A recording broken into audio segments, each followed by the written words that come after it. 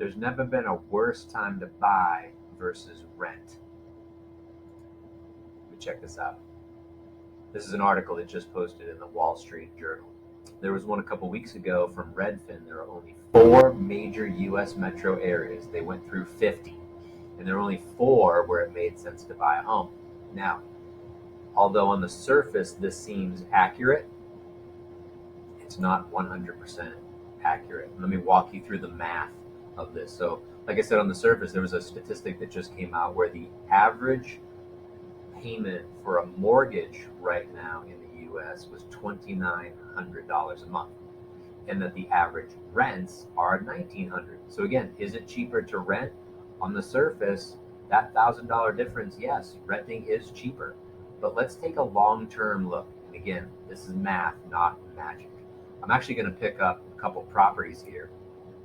One in particular, this one is just around an average price point here in Arizona, Phoenix area is about 500. So I just Googled $500 home. This is what popped up.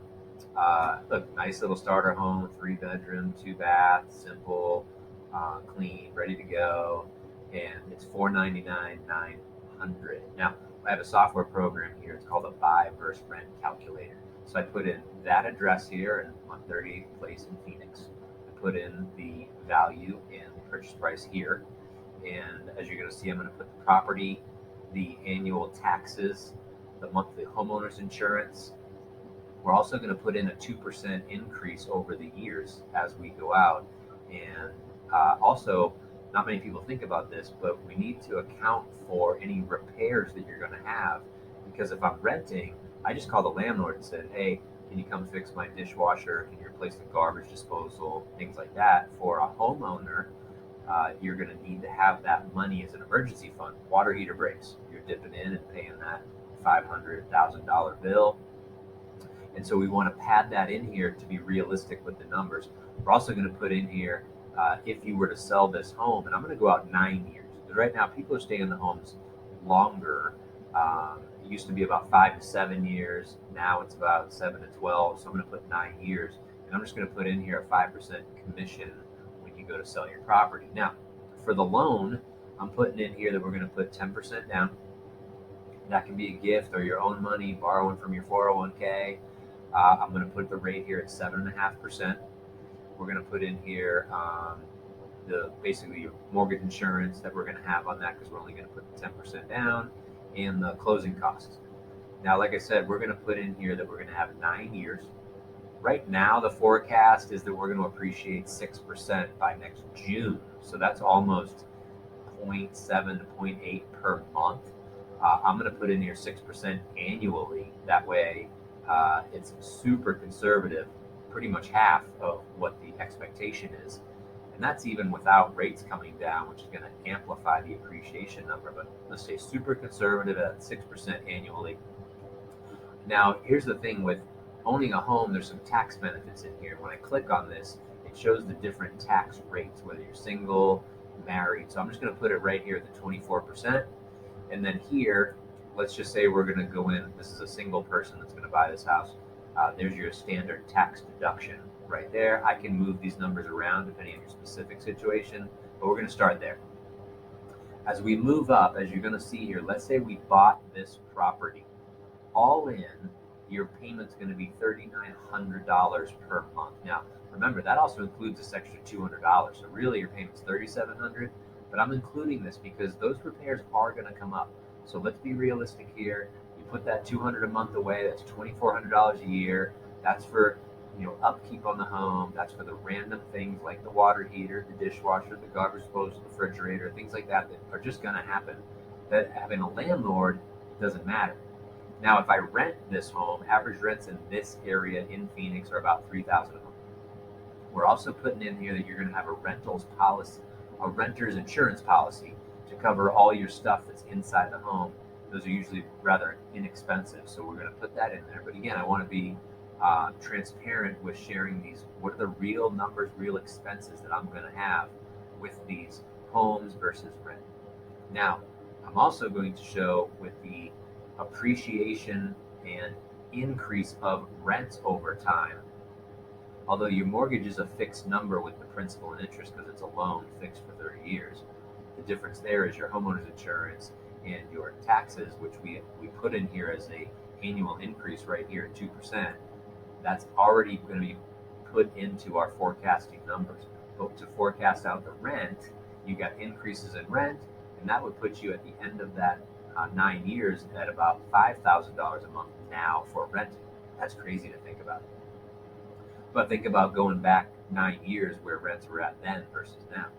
So over time, when we look at this example, you're going to pay out over the 9 years $427,000 in the mortgage, and actually it's the same in the rent because of that increase. Now, usually we'll actually see that the purchase will be higher than the rent. So depending on your scenario, it might actually be that mortgage payment will end up being out more. But this is also paying down your principal, and you also have some appreciation that we're going to talk about in there as well. So let's talk about the appreciation. It starts at the 499, and over the 9 years it compounds at the 6%. So the 6% isn't going to be 6% of 500,000 is 30,000 over the 9 years, because as you appreciate, you're going to compound off the new value that you have. And again, we went conservative at 6%. Right now we're forecasting at 10 to 12% annually. So again, let's stay super conservative. You're at that 6%. That gives you an $850,000 asset. Now, amortized gain of $51,000 is just that you've paid down that much in your principal balance. So the loan was where we started it at the 449,910, which is right over here. And by making your principal and interest payment, you've now paid it down by $51,000 to right around $400,000. So you owe $400,000, but it's worth $850,000. Now, if you were to sell at that time, we put in here that you would pay that 5%. And based on this number, that's what you would be paying out. So based on an $850,000 value times 5%, you'd pay commissions of $42,000 to sell your house. The tax benefit, again, using that standard deduction, would be around $46,000 that you would have that benefit after that 9 years. Now, when you come down here, because again, there's costs to maintaining the property, there's also costs when I sell the property. If we take out your closing costs, again, deducting from the profitability of the sale of the home, we're going to take out the closing cost of that $10,000, we'll say. You also had the difference in what you were paying in your rents over the 9 years. You had your cost to sell that we just said was 5%, which is $42,000. You appreciated $350,000, and you paid down the mortgage by $51,000, and then you had your tax benefit of $46,000. So with all that said and done, your net gain for buying this property after 9 years, your net after you paid all this stuff out and you got all these gains, is $395,000. Now, once again, if we go back to these articles that are saying that it's never been a worse time to buy instead of rent, and it's cheaper to rent than to buy, well, that is case in point of just looking at your monthly payment today if you were to buy a house or rent an apartment. So I get it, that is the truth. But if we future pace to what is in reality, you're not going to rent something for a month. You're not buying it for a month. You're buying this and living somewhere long term, renting or buying long term. And when you do that, these are the numbers you want to pay attention to. If we just took that number of 4947, or let's just take this 3,000 right here in year one. That 3,000 is $36,000 that's getting paid to a landlord that's not going towards my principal, and I'm not in an asset that is appreciating. So there's two things working against me when I rent versus buy. I get it. The payment is cheaper, but I don't want to be stepping over dollars to pick up pennies, as the phrase goes. I want to have realistic numbers. Now, does this mean that for sure everyone should buy right now versus rent? No. There are circumstances where people have to rent, where they cannot qualify, they haven't saved up the down payment, they can't get the gift fund, they can't qualify for the down payment assistance. There are scenarios where renting makes sense. But what I don't want to have happen is where you read these articles and say, oh, they're right. I should just rent because in this case it's $800 cheaper. Or, like I said, the national average is it's $1,000 cheaper to rent.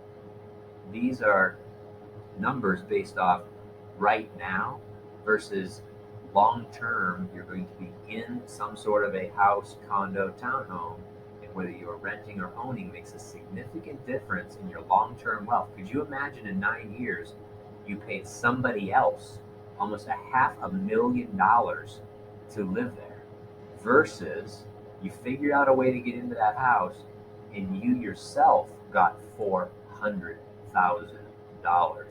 So there's certain reasons that we look at this. And when I think about purchasing versus renting, renting's more transient. I'm not sure I want to be in this area. The buying allows me stability of two things: stability of an area that I'm in.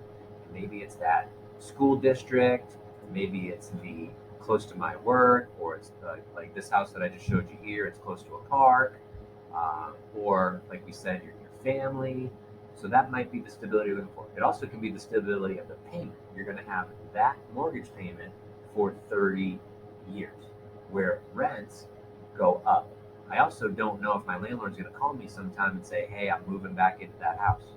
Hey, I've decided to sell that house. And now I'm scrambling to go rent something else, which again, as rents go up, I'm paying even more in the rents. So if you would like me to work this up for you in your area for a specific home, let me know. If you're a real estate agent, I can take you through the same exercise and do this for any specific property, any specific client for you. I just want to make sure you have the right decision to make an informed decision that's right for you and your family so you can sleep at night knowing that you made that informed decision.